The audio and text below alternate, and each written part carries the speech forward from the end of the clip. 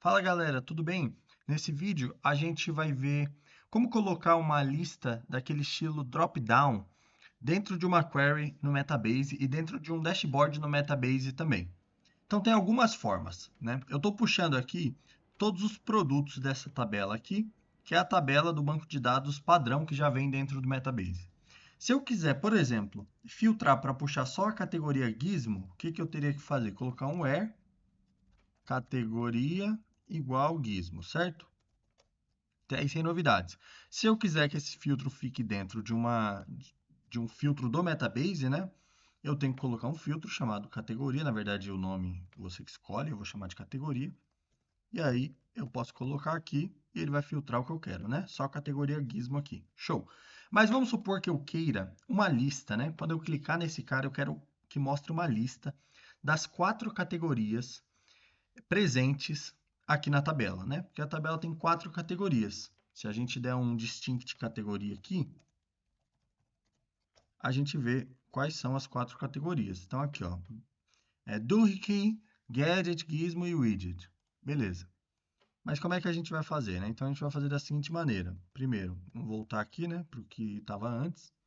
Tem algumas formas de fazer. A primeira, se você vier aqui, ó, em lista drop-down, você pode pensar que é só clicar aqui e pronto, você tem uma lista, mas não é assim que funciona. Se você fizer isso, ele só vai abrir uma caixa de texto aqui, como se ele quisesse te mostrar uma lista, mas não estivesse conseguindo. Ainda assim, você consegue filtrar normalmente. Então, você pode vir aqui, adicionar um filtro e fazer o filtro normalmente, mas não vai ser o que você quer. Então, você vai clicar em editar e ele vai te dar duas possibilidades. A gente pode puxar quais componentes a gente quer que mostre na nossa lista de uma outra pergunta ou criar a nossa própria lista personalizada. Então vamos lá na primeira opção, né? Vamos criar numa pergunta ou modelo. Então a primeira coisa que a gente tem que fazer é criar uma pergunta que vai responder a nossa questão ali. Então eu vou criar aquele distinct que eu fiz só para mostrar, eu vou criar ele aqui. Select distinct, categoria, from produtos. E aí eu vou ter esses 4 caras como resultado. Vou salvar isso como categorias. Vou voltar aqui. Vou dar só um F5 para garantir que atualizou, né? E agora o que eu vou fazer? Volto lá, editar, e vou procurar aqui, ó, categorias que eu acabei de salvar.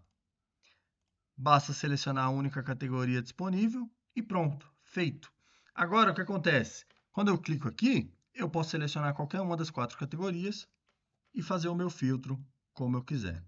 Olha que legal. Show, né? Mas perceba que também tem uma outra forma. Você pode adicionar a sua própria lista personalizada. Quando você sai de um modelo pergunta e clica em lista personalizada, ele já importa sozinho os 4 itens ou todos os itens que você estaria usando antes, tá? Por que que eu não recomendo você usar lista personalizada? Porque vamos supor que o nome dessa categoria mudou, né? Não existe mais a categoria Durkey, ou então mudou a forma como se escreve. Agora é Durkey, sem o E. O que que vai acontecer? Você vai ter que vir aqui manualmente alterar se você estiver usando lista personalizada. Se você estiver utilizando modelo ou pergunta, na hora que o modelo fizer o select aqui, ele já vai puxar o nome certo que está sendo usado nos produtos. Então, basicamente, o de cima, modelo ou pergunta, deixa mais automático essa parte da manutenção. E o lista personalizada vai fazer você ter que vir aqui e editar na mão. E vamos supor que você utilize essa lista aqui em mais de 30 perguntas, né? Vai ser chato vir aqui e editar 30 perguntas na mão. Então, eu só recomendo você usar o lista personalizado se não tiver outro jeito. De verdade, não tiver outro jeito. E num outro vídeo eu posso até dar um exemplo, né? Casos de uso. Esse vídeo eu não vou trazer muitos casos de uso, tá? Só mostrar como faz mesmo. Mas aí eu trago um caso de uso onde o lista personalizada ele é ideal. Show? Então, dessa parte de lista drop-down é isso. Mas vocês podem ter reparado uma coisa: usando lista drop-down, independente de ser modelo ou pergunta ou lista personalizada, acontece que eu só posso selecionar um cara por vez, né? Olha só, eu clico, ele só me deixa selecionar um cara por vez. Poxa, e se eu precisar selecionar mais de um? E se eu quiser puxar todos os produtos que estão nessas 3 primeiras categorias aqui, como é que eu faço? Bom, aí você vai ter que usar outro tipo de variável. A gente está utilizando o tipo de variável texto esse tempo todo. Você vai ter que utilizar o tipo de variável filtro de campo. O filtro de campo, ele se conecta diretamente na coluna do seu banco de dados. Então, tanto que quando você seleciona filtro de campo, ele abre uma outra janelinha para você escolher qual é a tabela que você está puxando os dados, seria produto, e qual a coluna que você vai querer puxar os dados para filtrar, seria a coluna categoria. Dessa forma, olha o que ele faz. Ele já puxa lá da coluna categoria quais são os componentes presentes naquela coluna, né? Quais são os registros distintos presentes naquela coluna. E, ao contrário da outra opção, aqui você pode selecionar quantos você quiser. Só tem um detalhe, né? Quem já usa filtro desse tipo já sabe que quando você usa filtro de campo, você não pode usar o nome da coluna igual ao filtro. Por quê? Porque a gente já conectou o filtro à própria coluna aqui dentro do banco de dados. Então você não precisa disso aqui, ó. Pode apagar tudo e deixa só o filtro. Agora, quando você filtrar, vai funcionar sem problema. E eu posso vir aqui até selecionar os 4, né? Não tem problema nenhum. Show de bola. Então, é isso aqui. Aplicação disso num dashboard. Então, como é que eu faço? Vamos supor que eu tenho esse filtro aqui do estilo filtro de campo conectado na minha tabela produtos, na minha coluna categoria. O tipo de filtro você sempre vai deixar como string para ele conseguir reconhecer que é uma lista, tá? Se você colocar string contém, ele já não vai reconhecer.